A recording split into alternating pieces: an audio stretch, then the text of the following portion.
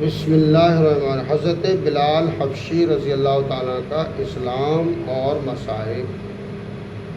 حضرت بلال رضی اللہ تعالیٰ عنہ مشہور صحابی ہیں جو مسجد نبوی کی کون سی مسجد ہے؟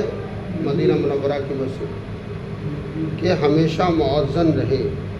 شروع میں ایک کافر کے غلام تھے، اسلام لے آئے جس کی وجہ سے طرح طرح کی تکلیفیں دیے جاتے تھے۔ امیہ بن خلف جو مسلمانوں کا سخت دشمن تھا، ان کو سخت گرمی میں دوپہر کے وقت تپتی ہوئی ریت پر سیدھا لٹا کر ان کے سینے پر پتھر کی بڑی چٹان رکھ دیتا تھا تاکہ وہ حرکت نہ کر سکیں، اور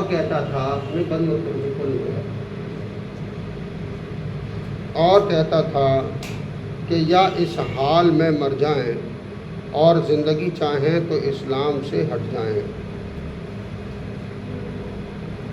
مگر وہ اس حال میں بھی آہد کہتے تھے، یعنی معبود ایک ہی ہے۔ رات کو زنجیروں میں باندھ کر کوڑے لگائے جاتے اور اگلے دن ان زخموں کو گرم زمین پر ڈال کر اور زیادہ زخمی کیا جاتا تھا تاکہ بے قرار ہو کر اسلام سے پھر جائیں یا تڑپ تڑپ کر مر جائیں۔ عذاب دینے والے اکتا جاتے، کبھی ابو جہل کا نمبر آتا، کبھی امیہ بن خلف کا، کبھی اوروں کا، اور ہر شخص اس کی کوشش کرتا کہ تکلیف دینے میں زور ختم کر دے، یعنی پوری طاقت سے کوڑے مارے جاتے تھے۔ حضرت ابوبکر صدیق رضی اللہ تعالیٰ عنہ نے اس حالت میں دیکھا تو ان کو خرید کر آزاد فرما دیا۔ یہ تھا ایمان۔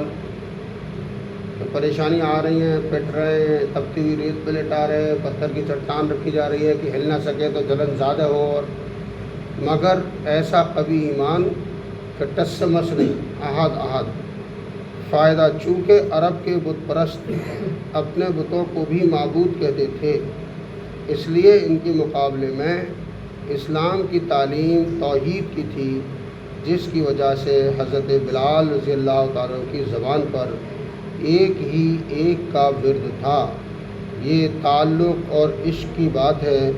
ہم جھوٹی محبتوں میں دیکھتے ہیں کہ جس سے محبت ہو جاتی ہے اس کا نام لینے میں لطف آتا ہے، بے فائدہ اس کو رٹا جاتا ہے، تو اللہ کی محبت کا کیا کہنا، جو دین اور دنیا دونوں جگہ کام آنے والی ہے۔ یہی وجہ ہے کہ حضرت بلال رضی اللہ تعالیٰ عنہ کو ہر طرح سے ستایا جاتا تھا، سخت سے سخت تکلیفیں پہنچائی جاتی تھیں۔ مکہ کے لڑکوں کے حوالے کر دیا جاتا کہ وہ ان کو گلی کوچوں میں چکر دیتے پھریں، اور یہ تھے کہ ایک ہے کہ رٹ لگاتے تھے۔ اسی کا یہ صلہ ملا کہ پھر حضور اکرم صلی اللہ علیہ وسلم، جب حضور کا نام آئے صلی اللہ علیہ وسلم، اور پڑھنے والے کی طرف دیکھو، نہیں تو پھر آدمی منتشر ہو جاتا ہے، دھیان ادھر ادھر بڑھ جاتا ہے۔ حضور صلی اللہ علیہ وسلم کے دربار میں مؤذن بنے، اور سفر اور حضر میں ہمیشہ اذان کی خدمت ان کے سپرد ہوئی۔ یہ محبت کی تو بات ہے۔ حضر مقیم، اپنا گھر حضر، اور سفر تو ہے ہی سفر حضر۔ حضور صلی اللہ علیہ وسلم کے وصال کے بعد مدینہ طیبہ میں رہنا اور حضور اکرم صلی اللہ علیہ وسلم کی جگہ کو خالی دیکھنا مشکل ہو گیا، اس لیے ارادہ کیا کہ اپنی زندگی کے دن ہیں جہاد میں گزار دوں، اس لیے جہاد میں شرکت کی نیت سے چل دیے۔ ایک عرصے تک مدینہ منورہ لوٹ کر نہیں آئے۔ ایک مرتبہ حضور اکرم صلی اللہ علیہ وسلم کی خواب میں زیارت کی۔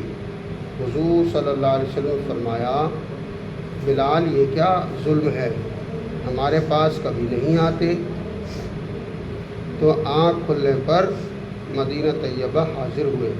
حضرت حسن رضی اللہ تعالیٰ عنہ اور حضرت حسین رضی اللہ تعالیٰ عنہ نے اذان کی فرمائش کی۔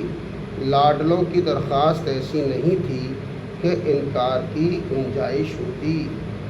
اذان کہنا شروع کی اور مدینہ میں حضور صلی اللہ علیہ وسلم کے زمانے کی اذان کانوں میں پڑھ کر بحرام مچ گیا۔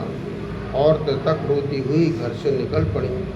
چند روز قیام کے بعد واپس ہوئے اور سن 20 ہجری کے قریب دمشق میں وصال ہوا۔ یہ تھی محبت۔